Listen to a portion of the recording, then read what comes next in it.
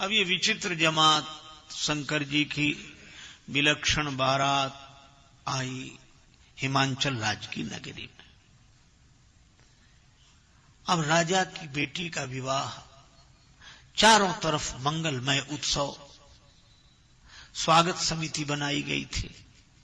कुछ विशिष्ट जनों ने अपना नाम प्रमुख रूप से लिखवाया था, स्वागत हम करने जाएंगे, हम करने जाएंगे, हमको भेजा जाए, हम विशेष हैं। बाकी के लोग बोले मन होता तो भी नहीं जा सकते थे, क्योंकि विशेष लोग जाएंगे इसमें। वो बेचारे जा नहीं सके महाराज।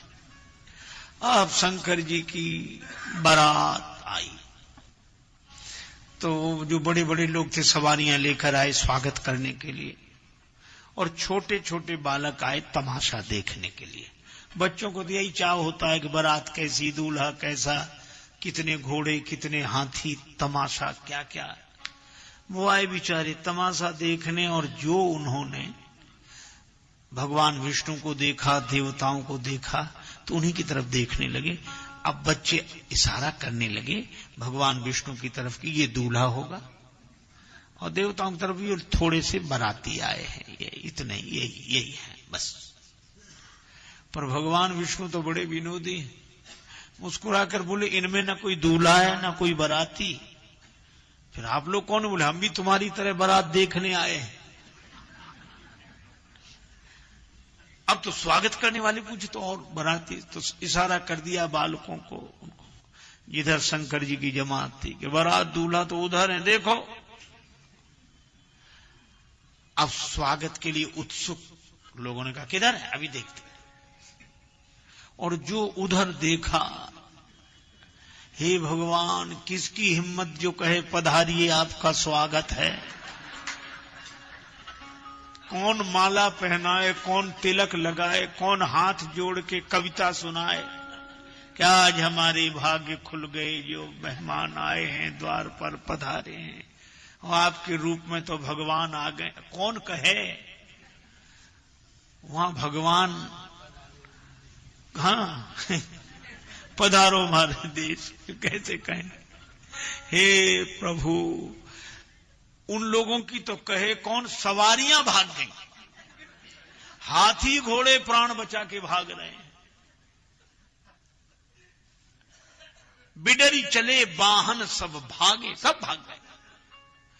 अब जब वाहन भागे तो वो गिर गए, वो स्वागत करने जो आए थे धम्म से नीचे गिरे और खड़े हुए तो ऐसी बुरी हालत को वो धूल नहीं झड़ा सकते थे, कांप रहे थे खड़े खड़े, क्योंकि उधर देखें इधर देख ही नहीं रहे थे और कांपे। और सबसे अधिक भयावह स्थिति तो तब निर्मित हुई जब बिना सिर के बाराती ने पूछा कि ठहरने का कहां इंतजाम है। हे भगवान, बिना सिर का बाराती पूछे ठहरने का कहां इंतजाम है। अरे राम राम, कांप गए बेचारे।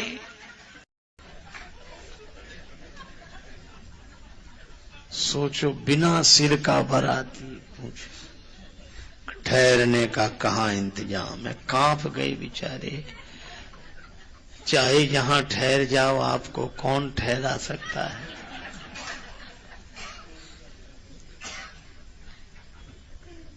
कांपते हुए दूर से ही जनवासा दिखाया।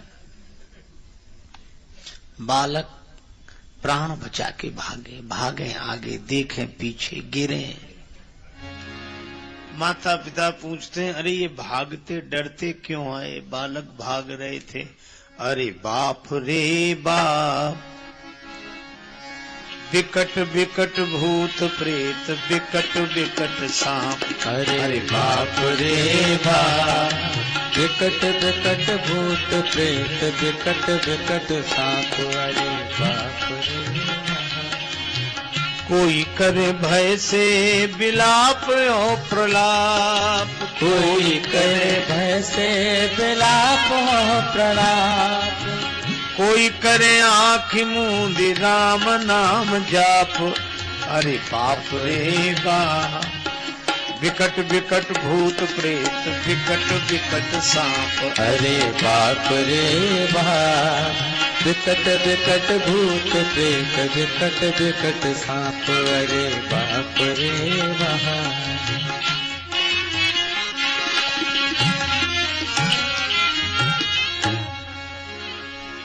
बालक घबराते हुए घर पहुंचे। कोई तो भय के मारे चीखें चिल्लाएं और कोई आंख बंद करके राम राम राम बचा लो। माता पिता ने बालकों को समझाया। माता पिता ने पूछा क्या हुआ? बारात कैसी है? समाचार तो दो। बालक कांप रहे थे। पहले घर का दरवाजा बंद करो, अगर एक भी बाराती आ गया तो पूरी नगरी की कुशलता नहीं है।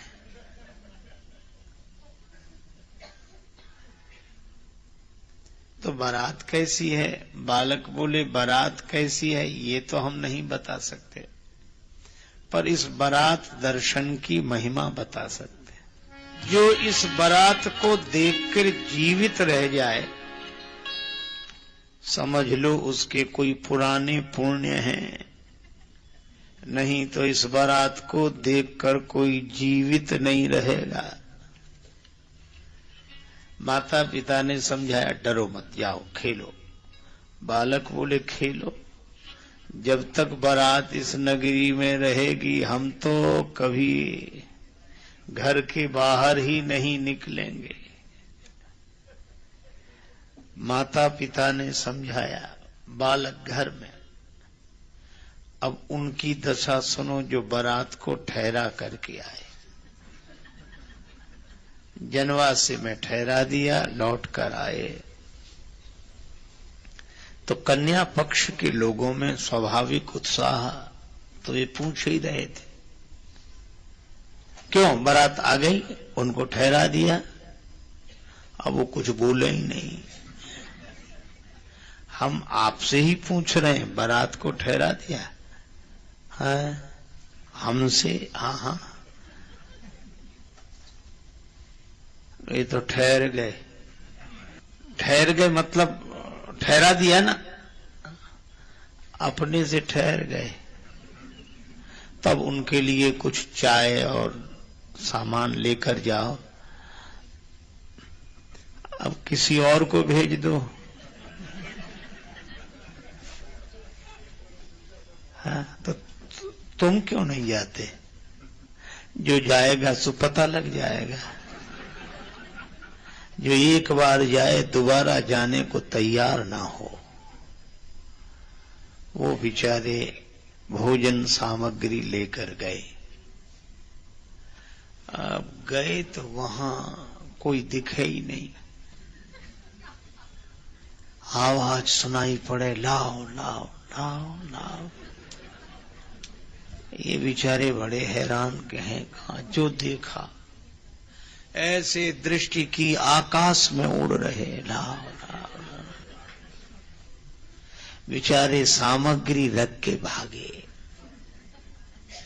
अब कोई किसी से मर्म की बात नहीं कहता।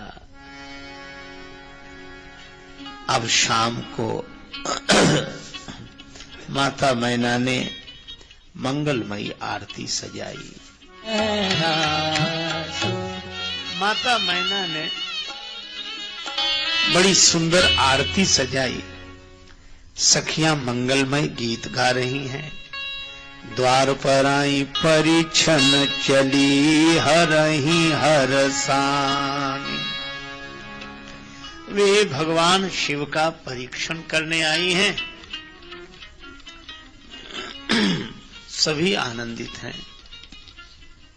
अब इतने में देवर्षि नारद आते दिखाई दिए। माता मैना, अरे पधारो देवर्षि, प्रणाम। आज का शुभ दिन लाने वाले आप ही हो। माता मैना ने श्री नारद जी के चरणों में प्रणाम किया। अब नारद जी बड़े आनंदित हैं। माता मैना आने वाले बारातियों को देख रही है। अब बाराती जैसे ही आए तो उनमें भगवान विष्णु जो दिखाई दिए, माता मैना बोली, नारद बाबा यह है दामाद?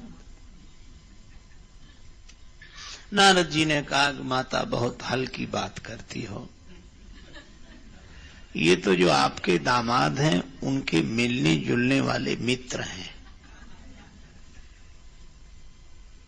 अच्छा, तो ऐसे मित्र हैं तो दामाद कैसा होगा? नारद जी बोले ये तो अभी पता लगेगा।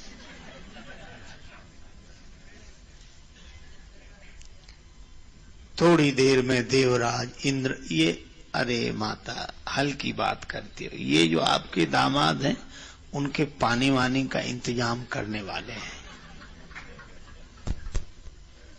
माता मैना बोली, नारद जी हम आपका एहसान कभी नहीं भूलेंगे।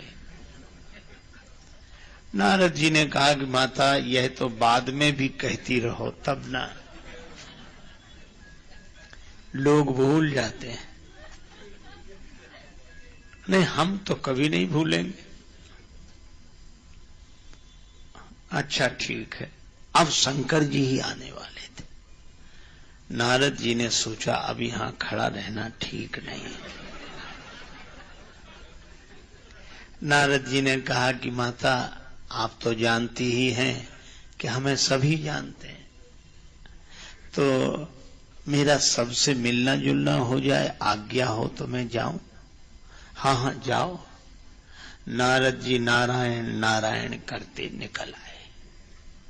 अब आए शंकर भगवान। अब शंकर भगवान तो वृषभ पर आरूढ़ बैठे ही उल्टे थे तो बैल ही दिखे।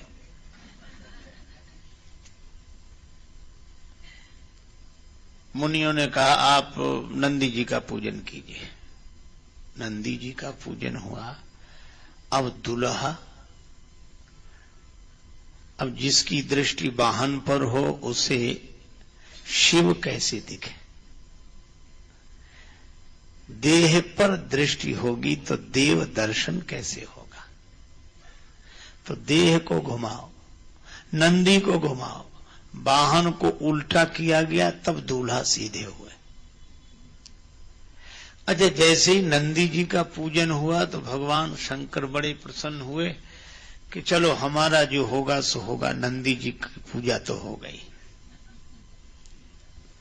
अब बैल को घुमाया गया। अब दूल्हा महाराज सीधे हुए और जो दूल्हा महाराज को देखा,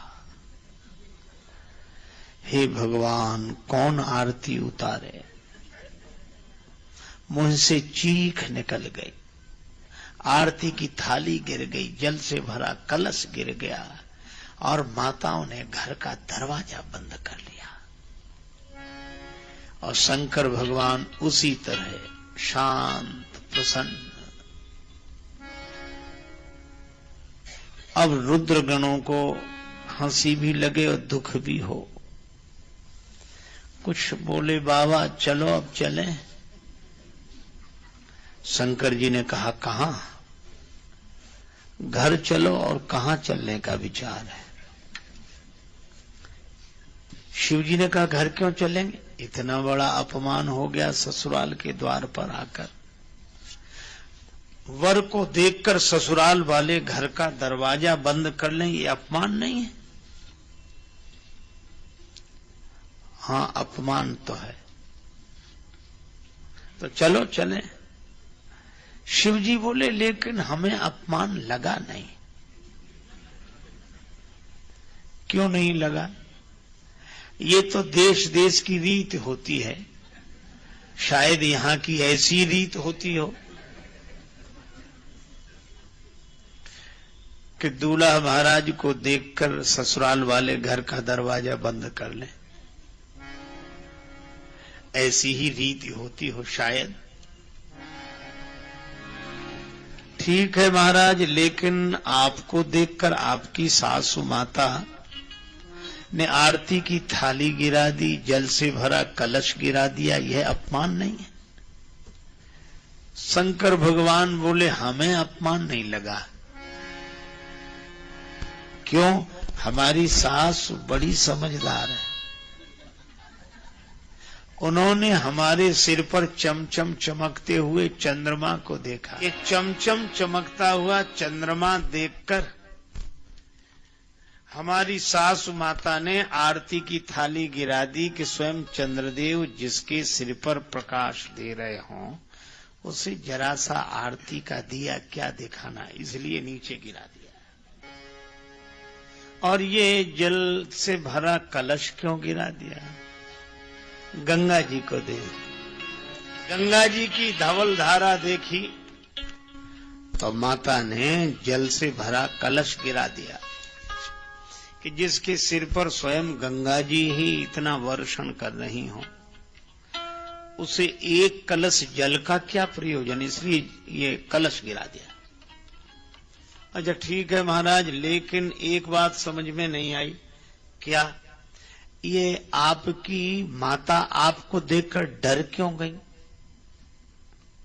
शंकर जी बोले, हमें देखकर थोड़ी डरी, सांप को देख लिया इसलिए डर गई।